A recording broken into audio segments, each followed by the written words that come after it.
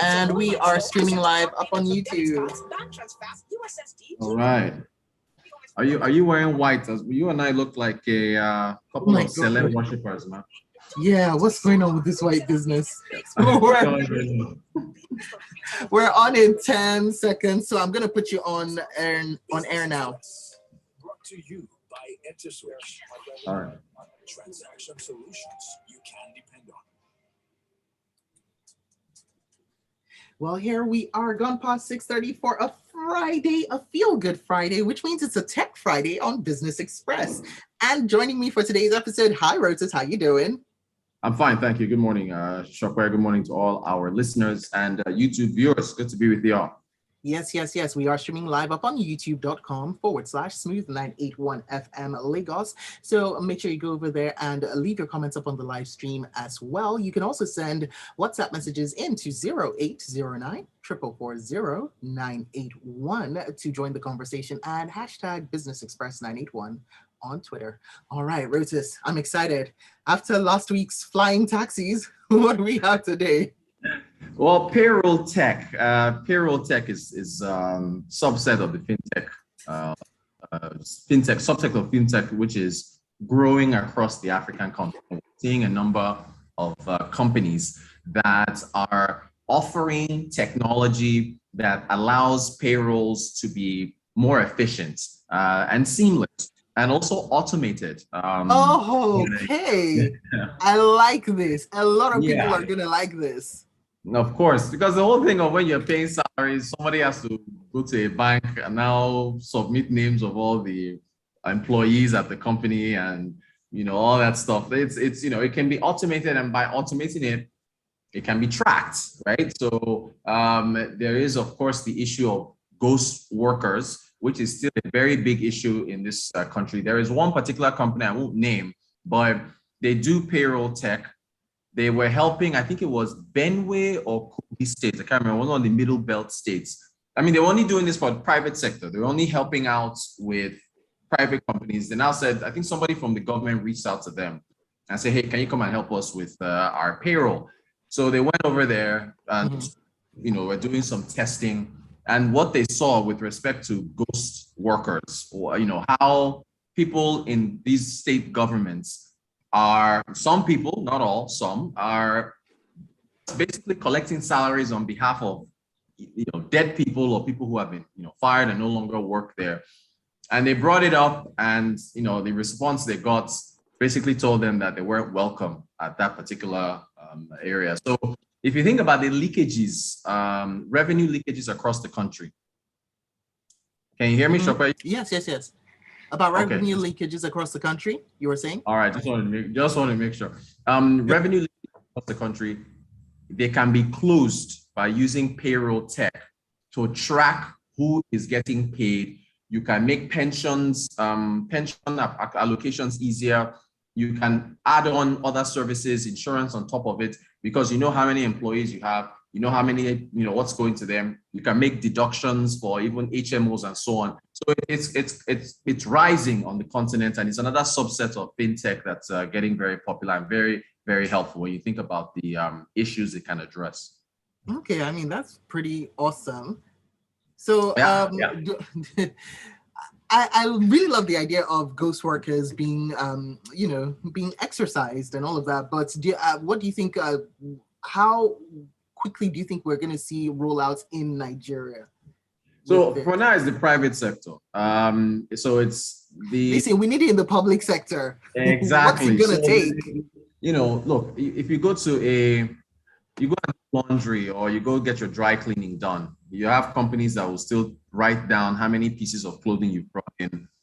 You go to a hospital. You go to a hospital to go get treatment, and they bring out these manual cards with you. So the automated feature of payroll tech can be applied to record keeping for companies of almost any disposition, from dry cleaners to hospitals to whatever. I mean, the ease of going into an establishment and having your records pulled up immediately. The police, crime. Look, see what's happening with evacuations with Nigerians that are stranded. With what's happening in Ukraine. Mm-hmm. Yeah, the embassy in, I think it's Poland, because they had to cross the border to Poland, somewhere else, in order to get evacuated. But they didn't have a proper read on the number of Nigerians that are in there.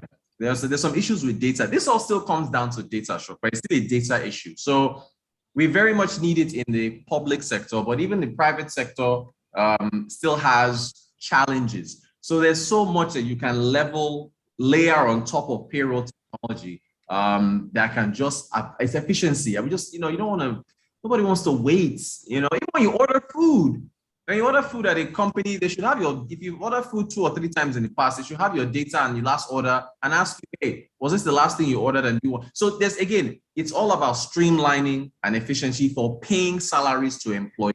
But now, hold on though. One question, I know you've talked about the advantages and efficiency, which is good, but are there any other advantages for businesses, for private sector that this would bring? Cost savings, right? So if you are more efficient in tracking, you're going to reduce your costs. I think it was ExxonMobil that said they lost about 9,000 workers. They didn't die. They cut them off as far as jobs in 2021. So glad you clarified that. Yeah, I know. due to this is globally, ExxonMobil globally, due to it was, quote, aggressive cost-cutting measures as a result of the COVID pandemic in 2020. So cost cutting is still something that businesses across the country have to engage in order to stay afloat. And I talk about that on personal finance as well. When we're talking about SMEs and how to save costs and how to stay alive, it's not just about trying to look for additional revenue lines. It's also about cutting costs. And if you are more efficient and you have a better handle of employees and a better handle of how your staff and how you're paying them and deductions and so on and so forth, you're reducing costs. And by reducing costs, you're able to augment your revenues and stay alive longer. Because look, in Nigeria now, between the fuel queues that we've been seeing, the lack of power, load shedding that's been going, businesses and individuals are being really, really squeezed right now. So you've got to just find whatever way you can to get out of that malaise by using more efficient technology. Oh, okay. All right. Okay, so what else do you have for us for Tech Friday? Yeah, this is another interesting thing. YouTube has very strict with misinformation. Ever since the former US President Trump was booted out of office, he has continuously said that the 2020 election was, according to him, rigged. Oh, and yeah, but the thing is, YouTube is not making, okay, so we're talking about Trump right now, right? Oh, hold on, Rotus. Before we get into this, so someone on Crest Technologies up on Twitter says, just implement SAP, which is a proven platform to address all business processes. Well, yes. I mean, SAP has been around for a while, but with what companies are doing with payroll tech is basically adding additional features to what SAP is doing. So, I mean, with the tech, you're just building on top of what already exists and adding other, because I know with SAP, I'm not sure how much you can layer on top of it when it comes to HMO deductions and pension and all these other things, and then adding add-ons. So yeah, SAP works, but there's also other add-ons that new tech is bringing to the fore. Okay, got it. All right, back to YouTube.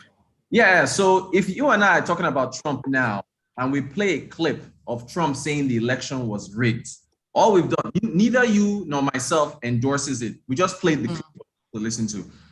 A company did that. I think it was some media company in the States, and YouTube suspended their account. Right? They suspended them and claimed that they are pushing misinformation about the US election. So wait, hold on. Even if we play the clip and we're talking about, oh, why would he say this? How could he say this? Even if we denounce it? Right. They shut them down. In fact, on one of the clips, one of the anchors, one of the broadcasters or OAPs called Trump a madman, right? I mean, they don't like the guy.